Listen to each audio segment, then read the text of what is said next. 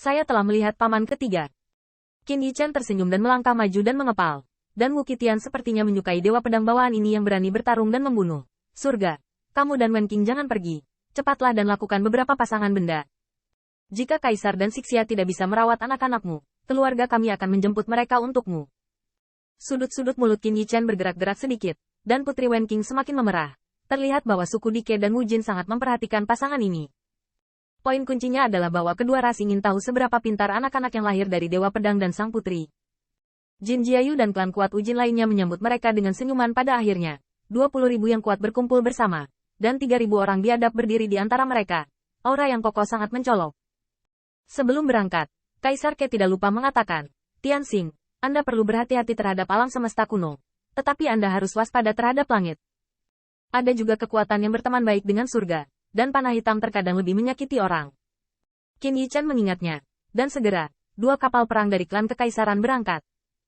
Ngomong-ngomong, Yichen, artefak Kaisar Bihai, apakah kamu tetap di klan dan terus memperbaikinya, atau mengeluarkannya dulu? Kamu masih perlu bertanya? Tentu saja saya membawanya. Kaisar Dike berpikir sejenak, dan akhirnya setuju, dan 2 tetua pemurnian secara pribadi membebaskan Kaisar Bihai. Tombak perang biru tua di tangannya, seperti alam semesta galaksi yang gemetar dengan setiap gerakan Qin Yichen. Tetapi Kaisar Ke menatap matanya, tetapi dia sedikit khawatir. Tanpa senjata kekaisaran, ini adalah dukungan yang sangat kuat. Bawalah senjata ajaib. Jika Tianxing melakukan kesalahan, maka dia telah kehilangan menantu laki-lakinya dan roboh. Tianxing, begini, permata dari senjata kekaisaran ini dibuat oleh Istana Bihai Divine pada waktu dan tempat yang tepat ketika Bihai Tianhe ditangkap, dan oleh beberapa generasi patriark. Qin Yichen juga memperhatikan safir yang dalam. Tetapi pada saat ini, retakan di permata belum sembuh, dan dia kehilangan cahaya terang seperti laut biru dan langit biru.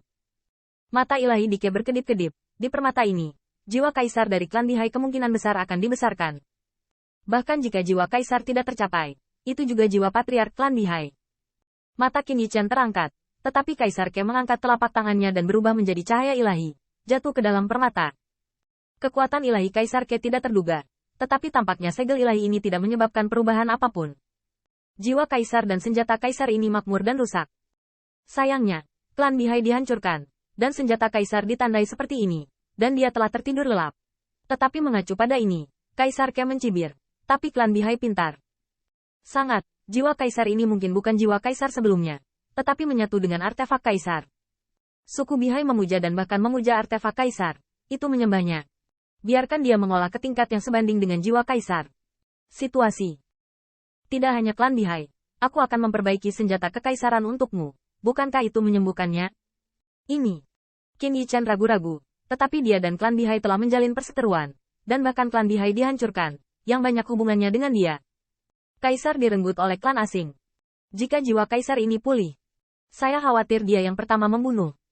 Kaisar, bukan, ayah mertua. Apakah jiwa kaisar ini kuat? Wajah Dike tidak yakin. Ini belum bagus. Aku ingin menemukan kesempatan untuk memberitahumu. Meskipun itu aku belum memikirkan cara untuk melucuti jiwa kaisar untukmu. Permata ini adalah keajaiban senjata kekaisaran Bihai. Seberapa penting senjata kekaisaran? Mencabutnya dengan tergesa-gesa, Kaisar Ke tidak yakin tentang itu. Terlebih lagi, jiwa kaisar dalam hal ini telah menyatu dengan kaisar, yang membuat kaisar dan kaisar memiliki perasaan menghadapi bajingan. Ingin memindahkan saya. Kecuali Anda bersedia untuk prajurit kaisar ini. Meskipun jiwa kaisar masih diam, saya hanya memasang segel di atasnya. Bagaimanapun, ini adalah jiwa kaisar, jadi saya tidak peduli tentang itu. Setelah itu, Kaisar Ke berkata lagi, Tianxing, jangan khawatir, kaisar sekarang ada di tangan Anda. Ketika jiwa kaisar dapat dipulihkan, saya akan melindungi hukum Anda. Saya pikir dia berani menyakiti Anda. Berbicara tentang hal ini, Kaisar Ke mengubah transmisi suaranya lagi. Selanjutnya, Tianxing, kaisar jiwa ini, harus tahu banyak tentang Xin Mi dari klan Bihai Berifat, dan bahkan cara kontrol kaisar, metode mendesak, dan dia tidak dapat dibunuh sementara. Biarkan saya berpikir tentang tindakan balasan. Qin Yichen memiliki lingkaran di dalam hatinya, tetapi untungnya, masih ada jalan panjang sebelum jiwa kaisar pulih dari Kaisar Bihai. Untungnya, tidak seperti terakhir kali, surga mendesak untuk melenyapkan orang-orang liar dan pencuri. Qin Yichen juga bisa tenang dan berlatih. Sebaliknya, Putri Wenxing dan Jin Jiayu dan saudari lainnya bertemu, dan sepertinya ada kata-kata yang tak ada habisnya. Apa, suami adikmu, basis kultivasi akan mengejar tetua klan? Kayu di rumahku ini benar-benar menjengkelkan. Bahkan Dao Jun pun tidak. Jin Jiayu menyeringai dan menutupi bibirnya. Wen Qing, tidak ingin mengatakan itu. Kakak ipar bisa melakukan hal-hal yang tidak bisa dilakukan para tetua. Dan kakak ipar tidak lebih buruk dari yang lain.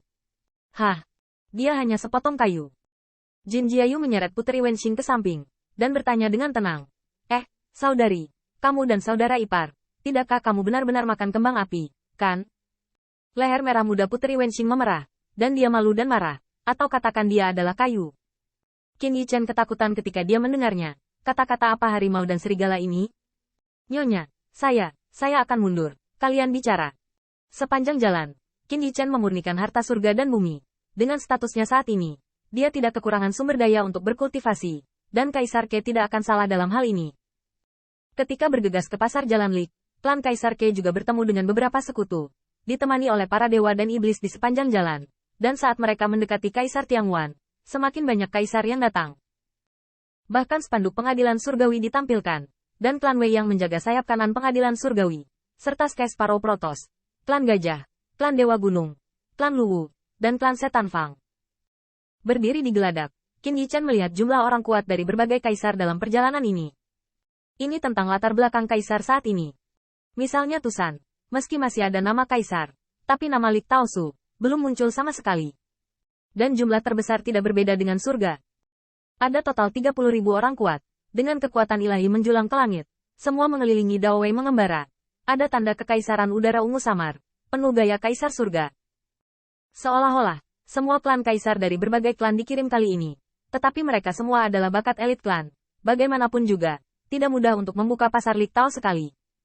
Tetapi Qin Yichen ingin mengatakan bahwa 10.000 orang ini lebih kuat dari 100.000 yang menaklukkan para penyintas Bihai. Setelah setengah bulan, mereka akhirnya sampai di wilayah di Tiangwan. Tepatnya, di surga Kaisar. Apakah itu Wang Tu? Di luar bidang bintang dari semua ras, di mana di Tiangwan bisa dijaga? Ketika kita kembali ke Xiongguan kuno dari di Tiangwan, kekuatan pembangkit tenaga listrik pengadilan surgawi jelas jauh lebih kuat, dan ada ratusan juta dewa dan iblis di sini. Datang ke Xiongguan ini lagi. Di Tiangwan tidak langsung mengirim orang yang kuat untuk dibunuh karena istana kaisar memberkati istana Yan Huang, melainkan membuka formasi bintang untuk dilepaskan. Hanya saja ketika kapal dewa yang membunuh Panglima Dewa lewat pada hari itu, para jenderal dewa dari istana surgawi dan kaisar semuanya terkejut. Feng Tianxing juga ada di sini.